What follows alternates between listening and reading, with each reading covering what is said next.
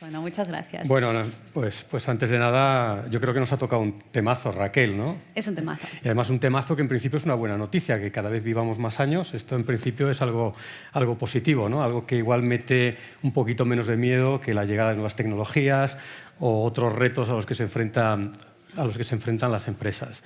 Desde la organización ya nos están diciendo que, como vamos un poquito retrasados de agenda, vamos a tener que hacer un esfuerzo por comprimir nuestra parte. Pero los indios somos ágiles. Somos muy ágiles, somos tremendamente ágiles.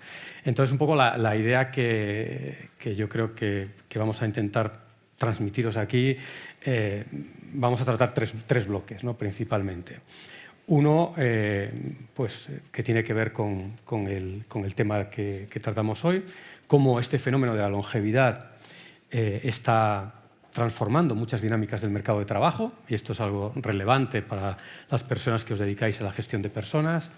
Yo creo que un segundo bloque podríamos dedicarlo, si te parece, Raquel, a los desafíos y las oportunidades, no solo los desafíos, sino también las oportunidades que este fenómeno genera para las personas que os dedicáis a gestionar personas en las organizaciones.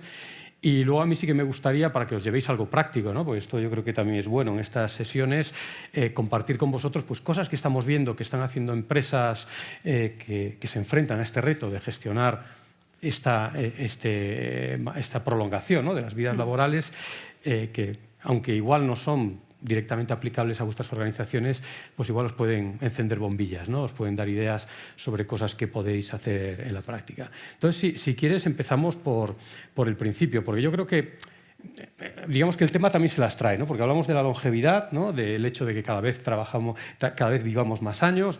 Hay quien dice que día que pasa, día que vivimos, nuestra esperanza de vida se alarga 5 horas de promedio, ¿eh? Me lo dices tú. ¿Lo dice la ciencia? Eso lo dice la ciencia, pero sí que es verdad que la longevidad no tiene las mismas implicaciones ni plantea los mismos desafíos para las empresas ni para los gestores de personas en función de otra serie de fenómenos de los que este fenómeno viene acompañado, ¿no? No es lo mismo que vivamos más años si la tasa de natalidad es una o es otra, si la edad media de la población de la que partimos es una o es otra, si vivimos en un mundo interconectado o en un mundo aislado. Nosotros lo que vamos a hacer va a ser enfocarlo esto desde la perspectiva local, ¿no? Y entonces, pues para empezar, sí que me gustaría empezar por eso, ¿no? Por cómo este hecho de que vivamos cada vez más años, además en un país donde la esperanza de vida es de las más largas del mundo, ¿no? Estamos en 80 para los hombres, 83 las mujeres, buenas noticias. Además, esto acompañado con unas cortes, hay pocos jóvenes, ¿no? en la sociedad española. ¿Cómo está alterando las dinámicas del mercado de trabajo? Y si te parece, por ser ordenados, empecemos por el lado de la demanda, ¿no? Por el lado de la demanda se habla mucho de la silver economy. Los mercados cada vez van a estar compuestos de consumidores, de clientes más senior. Esto va a hacer que las empresas pues, os dediquéis a generar productos y servicios para este nuevo segmento de consumidores, y esto, en principio, pues, debería de derivar en cambios en la demanda, ¿no? del tipo de trabajadores que necesitan esas empresas. Yo, si quiero vender servicios para seniors, lo lógico es que contrate personas seniors que probablemente empatizarán más con esos clientes, etcétera. ¿Tú cómo lo estás viendo? Vale, vamos al origen. Venga. Para empezar y para llegar hasta este punto que es tan importante. Lo primero que yo compartiría, o la primera reflexión que yo haría, es que seguimos entendiendo mentalmente por envejecimiento, por ser viejo, ¿vale? Porque desde el concepto que yo tengo y la idea que tenemos todavía en este país, porque es de los que peor trabajamos este concepto, teniendo en cuenta que somos el más envejecido por encima de Japón en los próximos años, con la mayor longevidad también, que eso es un dato positivo y muy bonito. Nuestro arco de vida, la concepción de nuestro arco de vida, es decir, de la concepción de cuando nacemos, desarrollamos, trabajamos, nos jubilamos y morimos, se ha quedado totalmente obsoleta. Ese es el punto. Seguimos poniendo el freno de mano con respecto al trabajo y a lo que significa ser útil en el entorno de trabajo a la edad de jubilación. Ahora lo han subido un poquito, no es suficiente, 67. Y ahí es cuando empieza nuestro concepto de que empezamos a ser mayores. Vamos para atrás, las personas que ya se van acercando a la jubilación en las compañías y en las empresas, que empiezan a sentir una sensación de inutilidad. ¿Qué hacemos en las compañías? Empezamos a relegar a aquellas personas que no han llegado, obviamente, a ciertos cargos directivos más altos. Por tanto, lo primero que yo plantearía en la compañía es cuál es nuestro concepto que tenemos con respecto a la sensación de vejez y nuestro arco de la vida, porque se han quedado obsoletos, ¿no? Vivimos, efectivamente, como decía Santis, muchos más años, lo vivimos muy bien, y de la edad de jubilación actual que tenemos a la edad de fallecimiento que comentábamos, que se está alargando, ya el 50% de nuestros chavales, de los niños españoles, va a tener una vida de 100. Si hacemos cálculos rápidos, ¿aquí hay personas que se le den bien las matemáticas? ¿Sí? Venga, pues cálculos rápidos. Si me jubilo entre los 65, jubilan incluso 67 y estamos falleciendo cerca de los 90, ¿cuántos años de vida nos quedan? ¿Cuánto nos sale? Entre 20 y 30, ¿cierto? Vale, pues vamos a la siguiente pregunta. ¿Cuántas personas de las que estamos aquí en un entorno que además, sin denostar España, que yo amo, pero tiene algunas cositas que no hemos hecho bien, como por ejemplo la planificación financiera, tienen esa capacidad de poder vivir tanto tiempo, 20, 30 años de vida, con unas pensiones que ya sabemos que cada vez son más escuetas, se van extinguiendo porque tenemos poquita gente para sostenerlas, entre otros matices? Muy pocas. Por lo tanto, realmente no solamente nos vamos a encontrar, como comentaban en algún panel anterior, en una segunda o tercera carrera de vida a la que las empresas tienen que preparar, sino que tenemos que pensar, y ahí ya voy al centro del tema, que para los próximos años, para los próximos 10 años, el target poblacional más fuerte, es decir, la masa activa más potente, la vamos a encontrar en el taller de edad de 55 años en este país, es decir, donde tenemos la masa poblacional realmente más fuerte. Y, sin embargo, ¿dónde empezamos y dónde empiezan los problemas y el edadismo en las empresas? ¿A partir de qué edad? Justo donde tenemos la masa poblacional única y más fuerte, que es en los 55 años, ¿no? Por lo tanto, tenemos aquí una amalgama de tormenta imperfecta, pero que estamos a tiempo de poder corregir. Claro, porque la realidad hoy por hoy es que el edadismo está presente, ¿no? Es probablemente quizás la forma de discriminación laboral que predomina más en las empresas españolas. Hace poco un instituto de investigaciones del País Vasco, ISEAC, publicaba los datos de un estudio que han realizado con currículums anónimos y demostraban, ¿no?, empíricamente, y no comparaban personas a partir de los 50 y tantos, ¿no?, sino que comparaban perfiles de 35 con perfiles de 49. Y la conclusión a la que llegaban es que una persona de 49 necesita enviar el doble de currículums que una de 35 para conseguir una entrevista de trabajo, ¿no? Entonces, si esto es así, ¿por qué es así? Porque es así, sobre todo en un contexto como el que explicas tú, en el que desde el lado de la oferta del mercado de trabajo, esa oferta pues cada vez está compuesta más de personas senior. Es por algún tipo de estereotipos mentales, ¿no?, de marcos mentales que nos hacen ver a las personas senior de una manera determinada. Es porque a lo mejor objetivamente esas personas senior no aportan lo que necesitan esas compañías. ¿A qué achacas tú este fenómeno? Santi, pues se juntan un montón de factores. Primero, obvio, los sesgos, ¿vale? Fijaros, trabajo mucho a convivencia intergeneracional y tenemos los seres humanos, para que nos hagamos una idea, alrededor de 50 sesgos, ¿vale? 50, es decir, es que estamos sesgados, nacimos sesgados.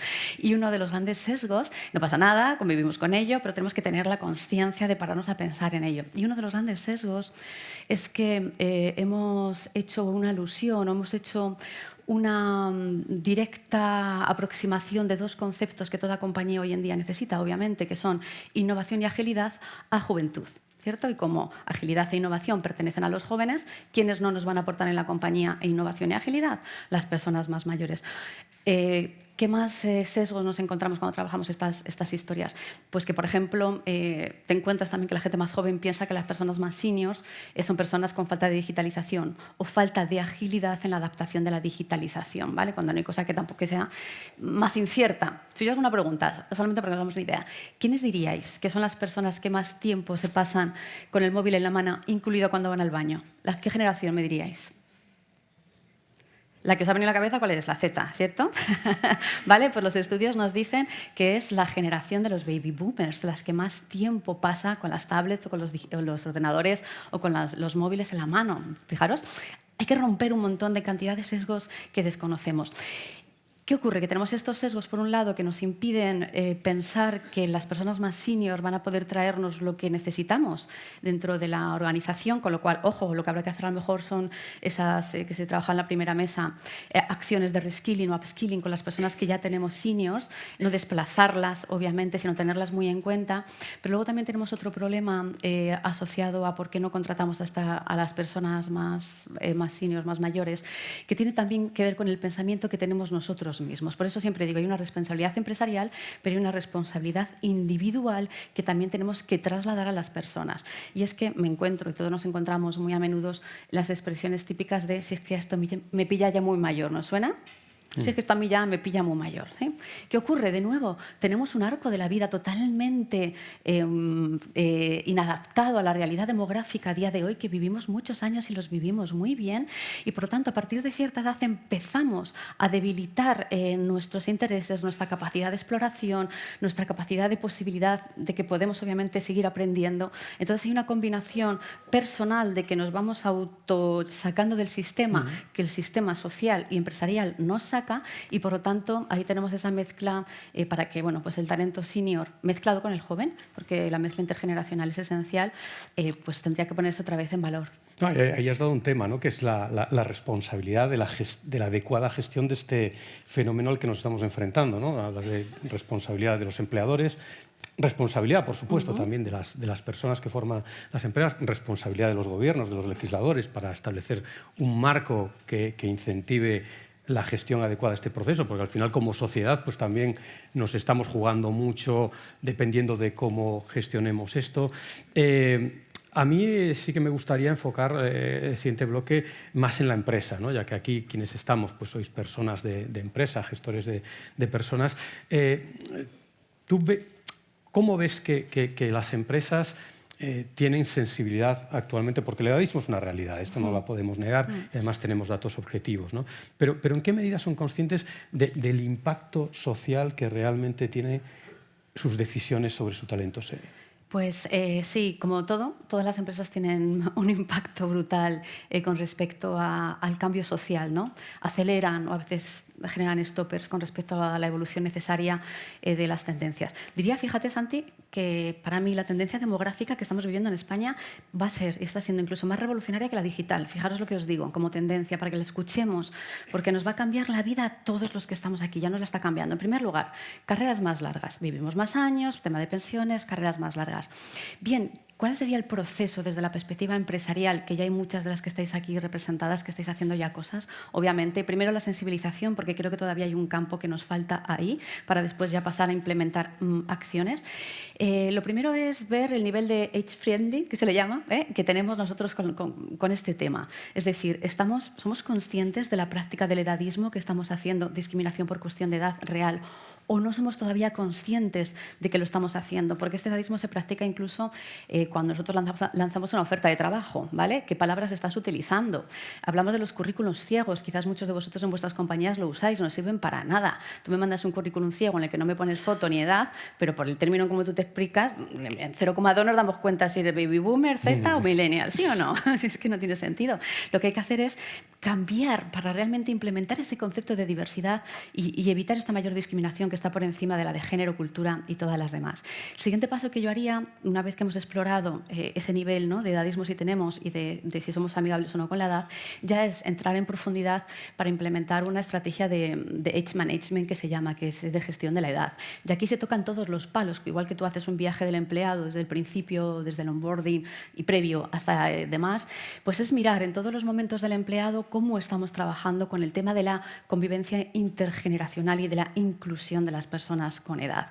Pero fijaros que aquí es importante, y aquí hago un punto de matiz, porque se ha mencionado antes y es muy relevante, y lo hemos hecho nosotros un guiño, que es que las empresas ya cada vez cuidan más el onboarding, ¿no? Obviamente, que te sientas bien, la parte del employee centricity, que tú estés bien acogido, esa parte humana, ¿no?, maravillosa. Pero todavía hacemos fatal el on-exit, como digo yo. ¿Cómo desvinculamos a las personas que pasan de estar un día trabajando 8 horas al día siguiente estar en su casa? Y eso es una barbaridad. Y no tenemos por qué desvincular necesariamente a las personas del todo. Y si tenemos que prepararlas, no las vamos a preparar para algo que el sistema no está, que te pongo un training de 3 meses para que te contraten en otro lugar. Eso no va a pasar, porque todavía ninguna de las otras empresas les va a querer contratar. Hay que preparar a las personas para una segunda o tercera carrera de vida, y muchas de ellas van a estar ligadas o al emprendimiento o a la manera de trabajar autónoma. Y esto tenemos que meternos en la cabeza, que a todos nos va a cambiar, porque nuestras vidas ya no son lineales, ni nuestras carreras van a ser lineales. Entonces, la ayuda real de la empresa, en definitiva, después de todo el proyecto de vida y de carrera, desarrollo de carrera laboral de la persona, es también ayudarla o prepararla para esa, como digo, segunda o tercera etapa de vida, que empezará a partir de los 65, 67 años de edad. Pero a lo mejor llegamos tarde, ¿no? Porque la realidad en las empresas es que en muchas grandes empresas, sobre todo, pues las edades medianas ya están por encima de los 40 y tantos. Y a lo mejor parte de lo que tú decías, ¿no? De que las personas mayores, que hay muchas personas mayores en las empresas que dicen, mira, yo ya no estoy para más historias, déjame tranquilo, ya he trabajado lo suficiente.